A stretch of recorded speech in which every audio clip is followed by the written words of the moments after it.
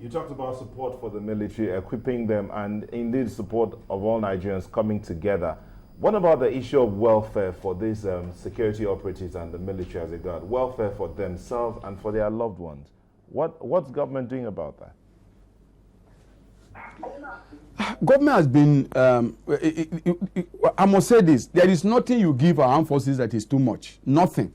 There's no amount of welfare we provide for them that is too much. Because, you know, being the Minister of Defense, you know, for months as supervising minister. And I know the kind of works our armed forces are doing, the sacrifices. And that is the point. Because as we're talking to you now, some guys are locked out there in the bush. Some guys have not slept. Some guys have not changed their dresses for 1 week. Because they are living under conditions where it is not easy to change dresses for 1 week. Some guys can't find sleep. Some person is lying down critically ill because he's wounded in this war. And many have lost their lives, as we have seen recently. So the federal government has done a lot in terms of welfare for our troops, their allowances, and also special support for families, you know, that lose their dear ones in this war. But I think we need to go beyond the federal government. The Nigerian society needs to look at the welfare of our armed forces as something that requires public support. And that public support will come, one, in terms of the encouragement we give them. When they fight for us, they deserve our praise. They deserve our psychological support.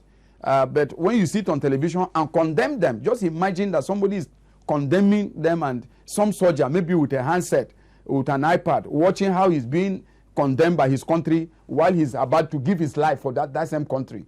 There is nothing as discouraging as that. We watch our utterances, and what we need is that psychological support. And also, there are different corporations in Nigeria that I believe that can support the armed forces.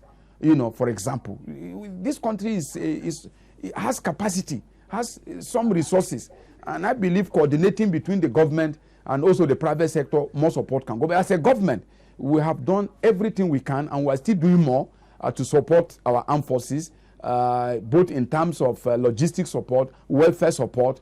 Like I said, nothing given to them is too much. And the president routinely reviews that support for them.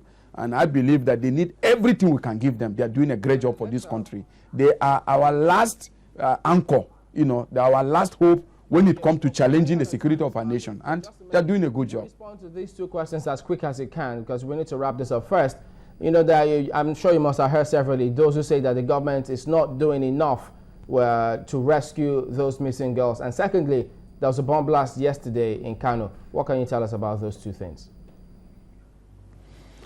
Well, we were saying this. For the Chibok girls, doing enough, it will depend on somebody's judgment. But I think, as an insider working in this government, I can tell you that everything that could be done for these guys is being done.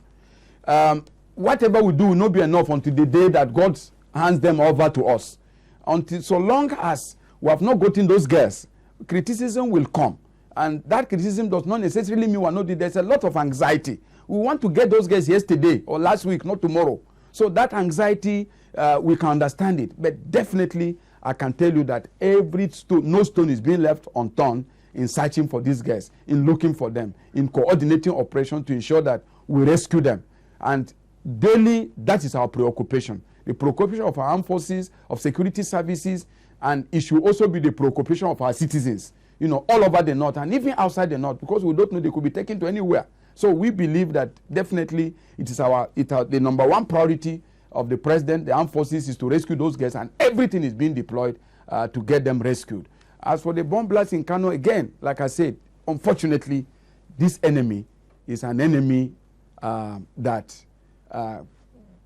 not that is invisible, but the nature of this war is such that vigilance, eternal vigilance, will remain the battle cry of the armed forces, of the government and people of Nigeria. It's unfortunate, but I believe by the grace of God, you know, again, like unfortunately it happened in Nigeria, you know that all those people are now arrested. And our security services are doing a great job. We believe, and a lot of, you know, we only hear of those ones that operate, that burst out. The ones that we prevent, you know, are far more than the incidences you see in those explosions. The State Security Service has done such great job in this war and has prevented so many attacks. in many parts of the country in the course of this war. And if, like I said, if everything were to relate to citizens, there would be panic. So this has happened. I believe that our security forces will get at it and prevent many more that are planned to happen. It's a war that is going on. There will be surprises here and there, but I believe together we'll win this war. With us this morning, Mr. Labaran Maku, Minister of Information.